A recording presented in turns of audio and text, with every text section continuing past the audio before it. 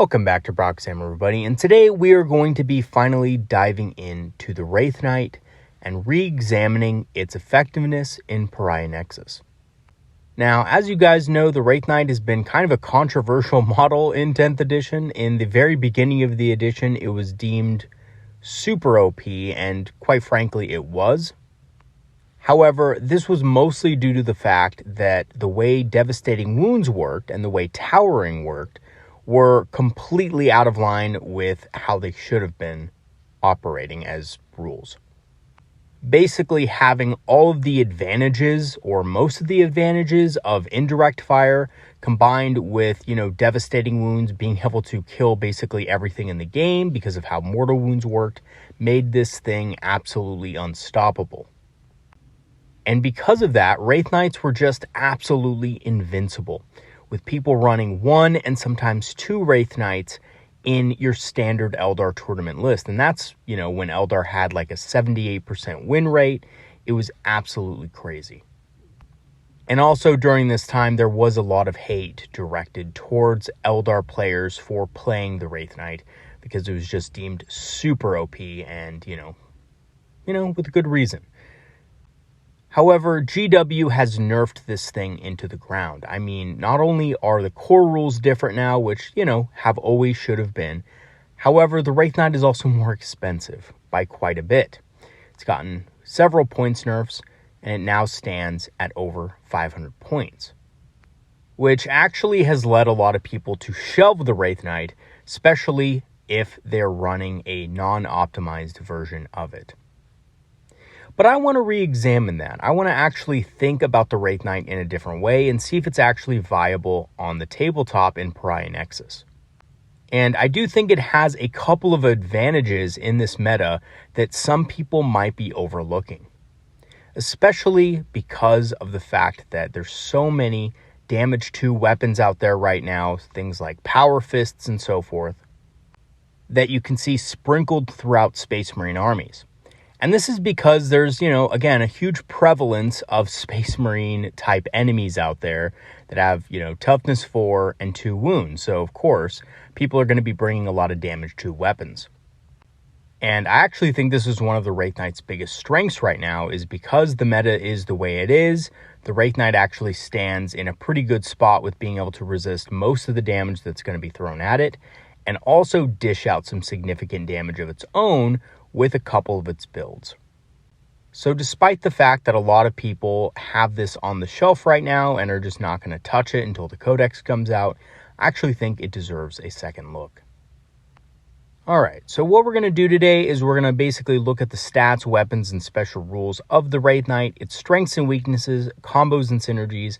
We're also going to look at a triple Wraithknight list that I have built with analysis. Of course, that is not the only way to run the Wraithknight. I think even just one of them can be very viable in both semi-competitive and casual play, and perhaps even at the competitive level in certain metas. Alright, so let's go and look at the Wraithknight stat line. It does have movement 10, and it's very durable with toughness 12 and a 2+ save. It has OC 10, which also makes it able to secure objectives pretty easily, and its large base size allows it to block off most of the objective.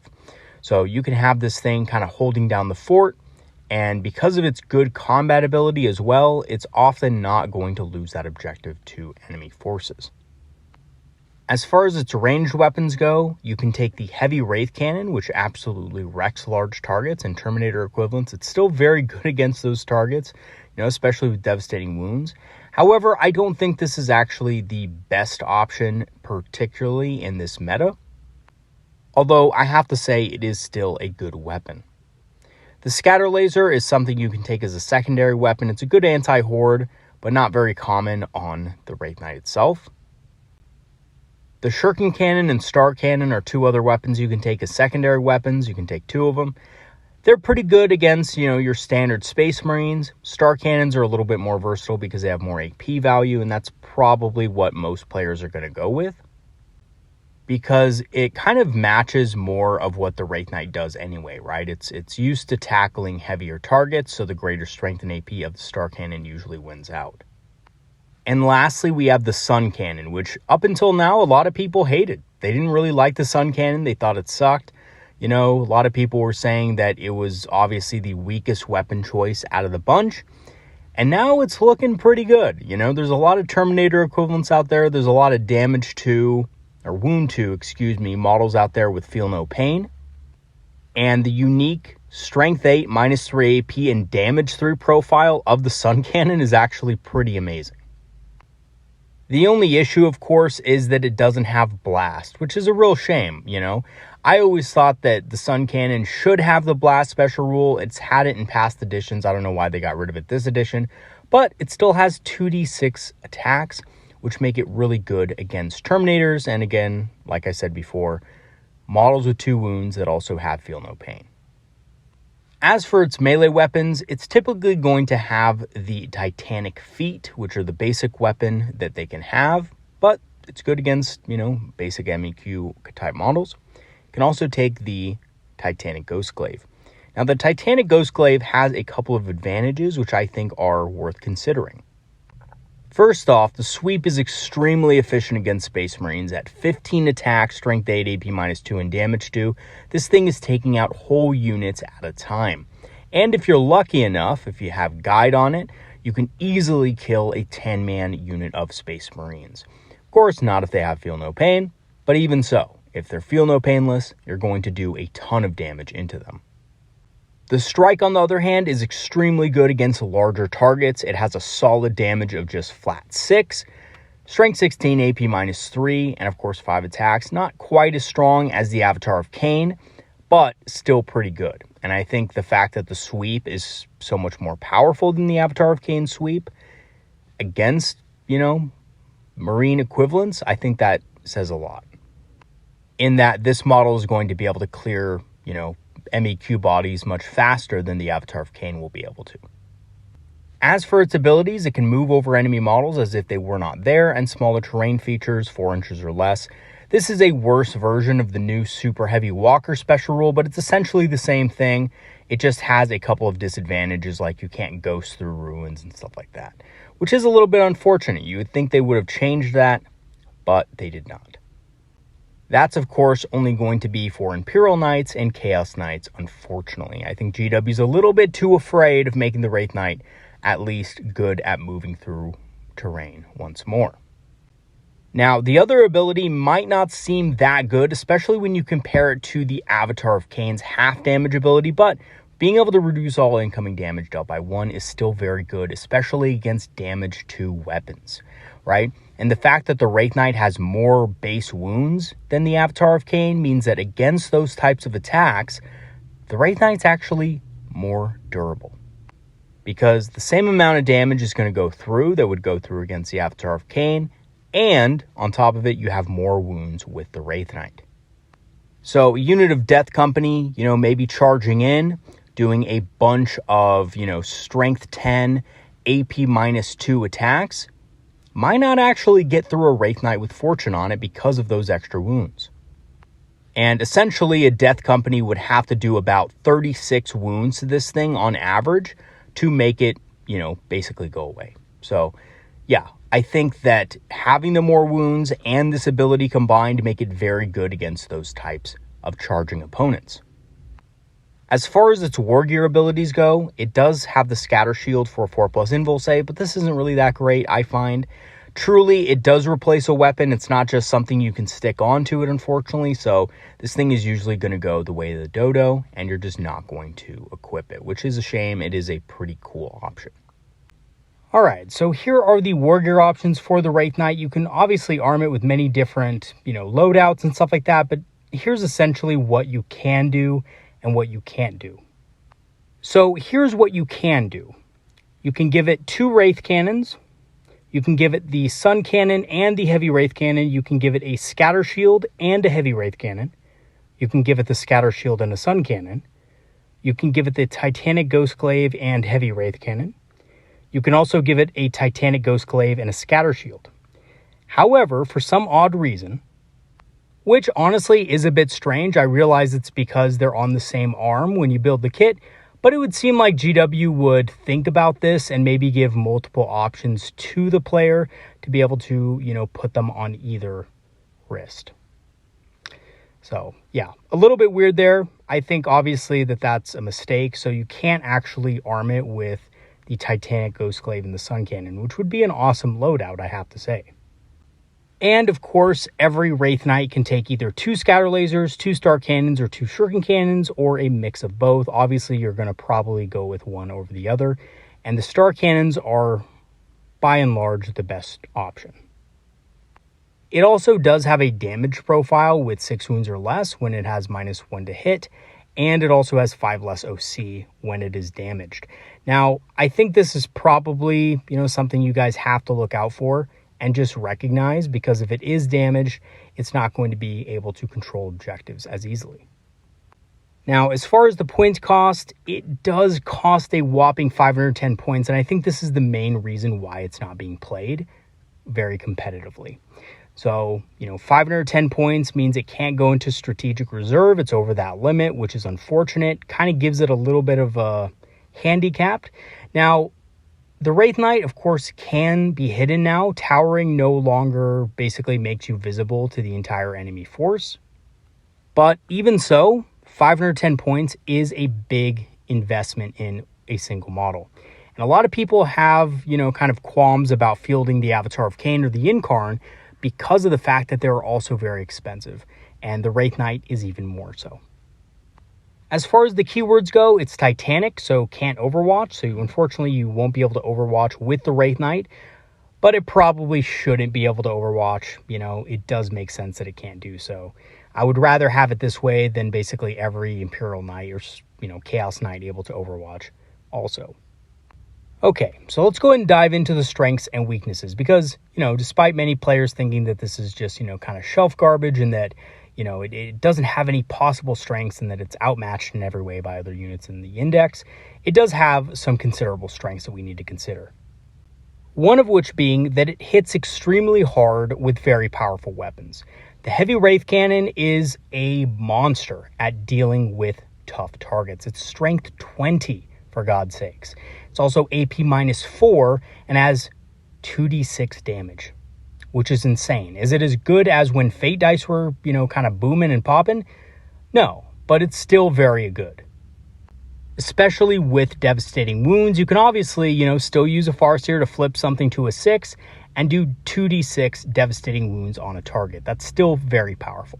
The Titanic Ghostglaive also still hits very hard against hard targets and, MEQ alike, as well as, in a pinch, you can deal with horde enemies also.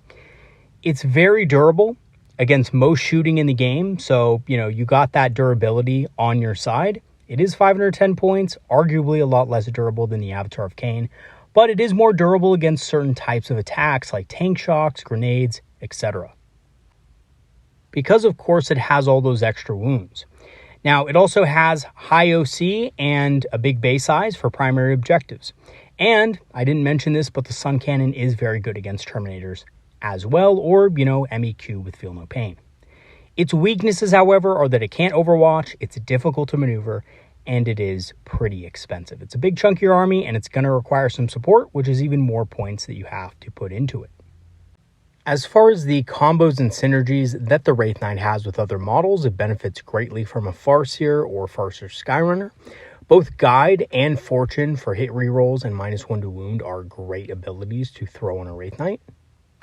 You especially want Guide and Fortune for those turns that you just don't roll well. This is going to help you survive longer and also hit a lot harder. Shroud Runners are also pretty good with the Wraith Knight to give their ranged weapons lethal hits. Not so good with the Heavy Wraith Cannon because of the anti-synergy.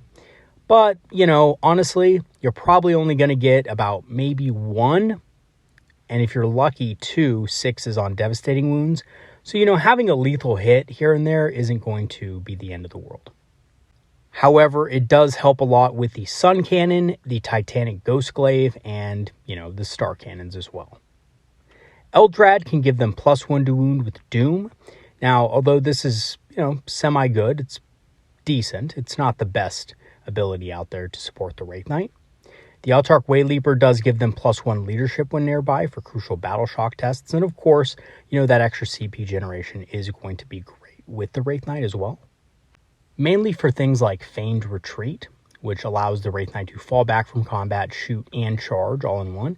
Actually, one of my favorite stratagems right now for the Eldar is Feigned Retreat. And lastly, Fight's first units can offer some combat protection with Heroic Intervention. So if you have a Solitaire nearby or something like that, you can blunt an enemy's charge so that they don't kill the Wraith Knight. And I think that's one of the more important points about this, is that Fight's first units that can heroically intervene are extremely strong.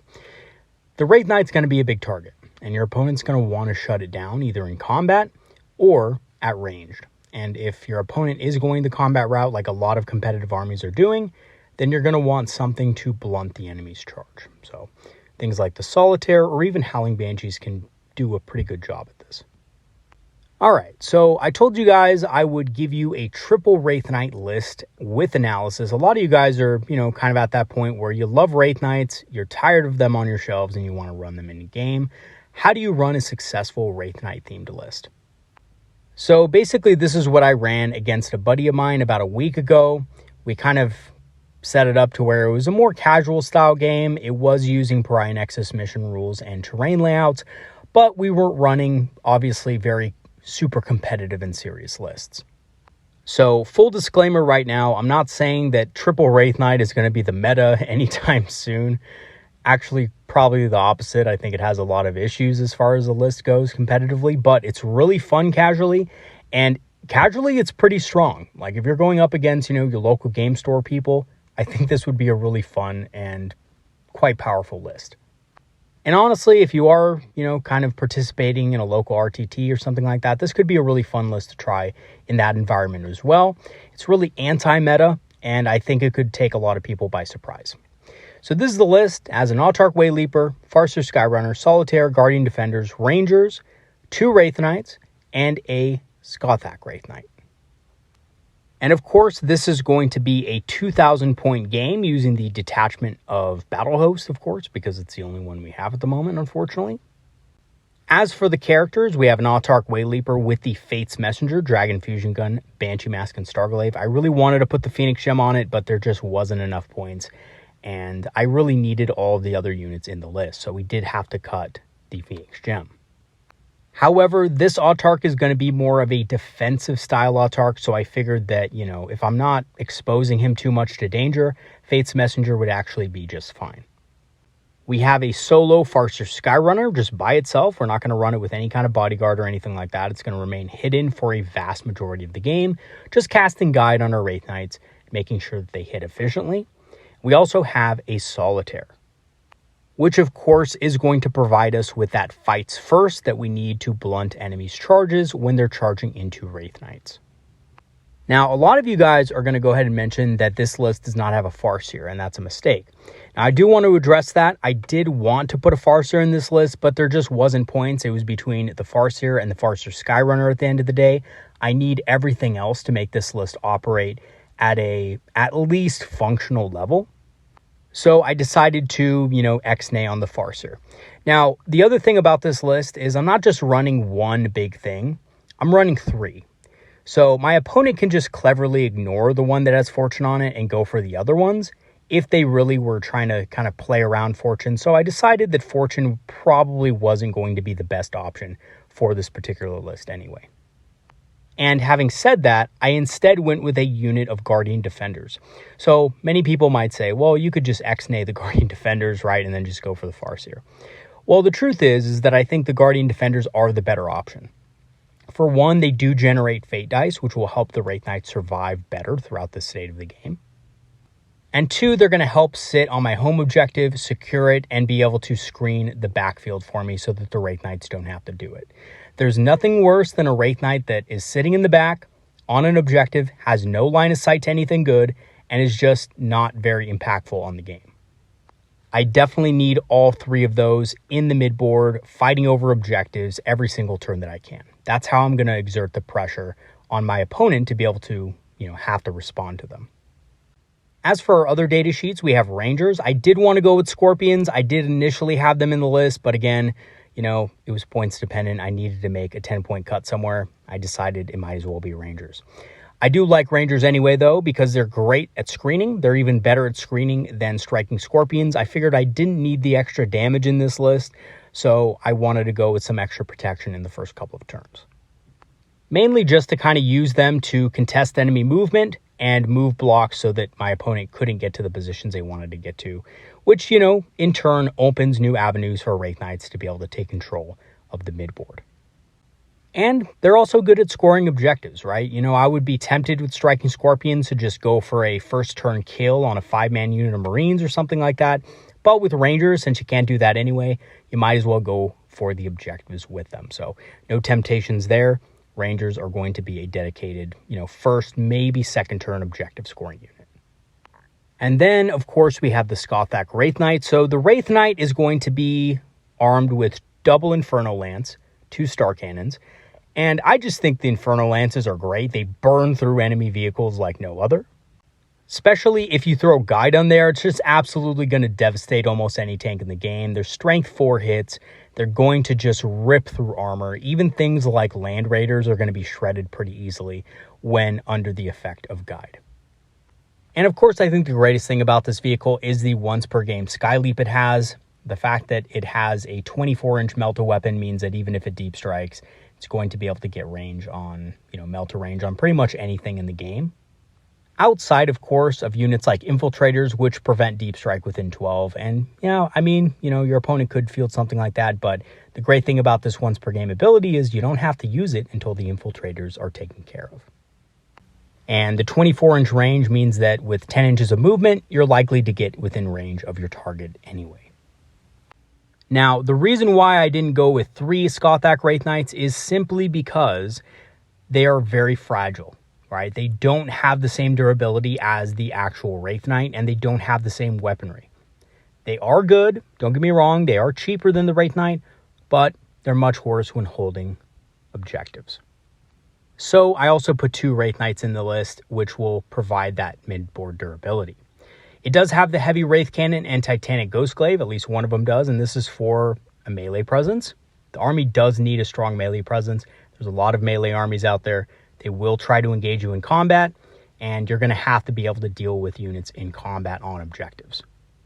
And quite frankly, the Titanic Feet, the base weapon of the Wraithknight, just doesn't get the job done. So we're going to go ahead and go with a Titanic Ghostglaive for at least one of them. The other one is armed with a heavy Wraith Cannon and Sun Cannon.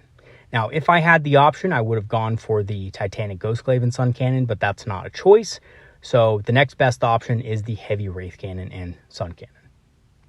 Between these 2 Wraithknights, we have a ton of anti-armor ability with the heavy Wraith Cannons, and we also have a ton of anti-infantry ability with the Ghostglaive and the Sun Cannon. These things combined can easily go toe-to-toe with Terminators, big Death Stars that are likely going to, kind of sit on an objective all game and just not be able to be moved by a conventional army. These things can go in and just pound them into dust very quickly. And then, of course, once they're on the objective, it's going to be very hard for your opponent to move them off.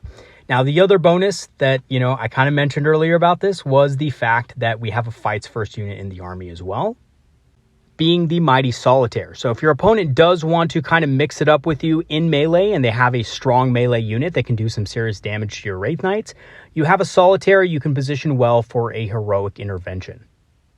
And straight up, being able to get rid of half or more of a unit of Space Marines that are going to be charging in is absolutely brutal, and your opponent's going to have a really hard time dealing with both a Wraithknight and a Solitaire in close combat on an objective. And of course, all the while, between the Farseer Skyrunner and the Guardian Defenders, you're going to be able to feed a lot of Fate Dice into those Wraithknights, so they can not only survive better, but also, of course, kill a lot more units.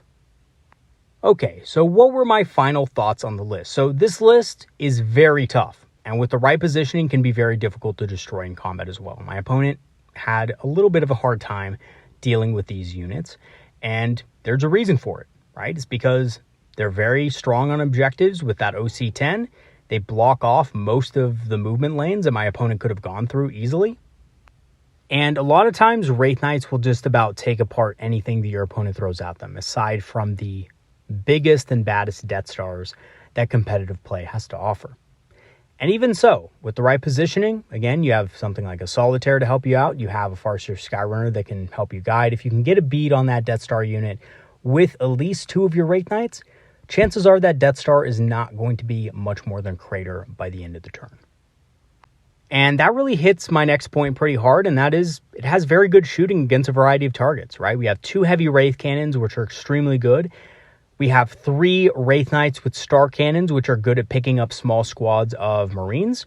And we also have, a Terminator Killer that's also good at killing, tougher Marine targets that have Feel No Pain.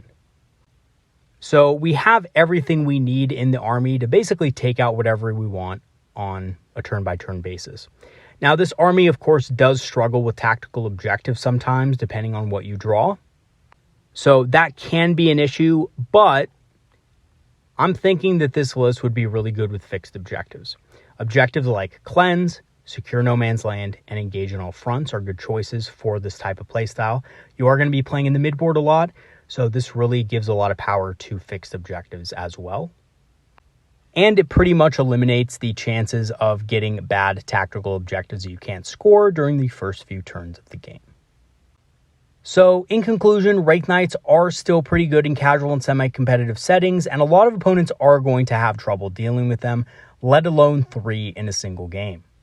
Despite their weaknesses, they do bring a lot to the table, including extremely high damage and durability. Now, lastly, I want to leave you guys on one final point. A lot of people are bringing more Marines to the table, more than ever. Recently, we just saw a Black Templar Horde-style list win a pretty big tournament, and we've seen people bringing Blood Angels left and right. We've seen people bringing Space Wolves, and a lot of just heavy-duty, close combat-style Marine armies.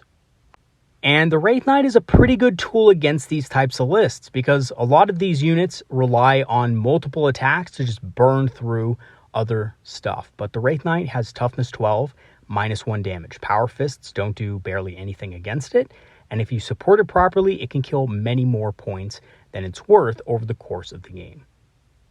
And basically just prevent your opponent from getting on the objective in the first place, right? Like, its base is big enough to essentially block half of the objective from your opponent. And again, if positioned correctly, your opponent's not going to be able to get on the objective at all. Which is not something you can say about the Avatar of Khaine and the Yinkarn having much smaller bases. Lastly, I do want to also mention that when fully upgraded, a unit of 10 Wraithguard with Spirit Seer will be around the same cost that a Wraith Knight is. And they'll basically have the same OC while being more vulnerable to Power Fists and other things that are very popular and very common in the current meta. So, of course, that is also something to consider. All right, everybody, that is going to be it for today's video. Thanks for watching. Thank you so much to all my Patrons and supporters for supporting the channel over the last 1.5 years, or almost close to 2 years now, if you can believe that, which is awesome. Trying to reach 5K subs. If you haven't subbed to the channel, I would really appreciate it if you did. We're trying to reach that 5K before the end of the 2 years, so the 2-year channel anniversary, which would be really awesome. So if you haven't subbed yet and you like Eldar, hit that sub button. I know it's cringy to say that, but it's a personal goal, and I hope we reach it before the end of October. If you do want to support the channel as well, I do have Patreon free trials activated, which will grant you permanent access to our Discord community, which is a community of Eldar players and enthusiasts who love talking about strategy, tactics, and of course, hobbying. I will leave that link in the description below. I'm also an Amazon affiliate and have a channel store page, so if you want to grab some discounted Eldar minis or hobbying materials on Amazon and also support the channel, or you want to grab some Eldar-inspired apparel on the channel store page, I will also leave those links for you in the description as well. All right, everybody, that's going to be it for today's video. Thanks for watching. Let me know what you think of Wraithknights in the comment section below, and I'll see you guys next time. Have a good one, everybody. Peace out.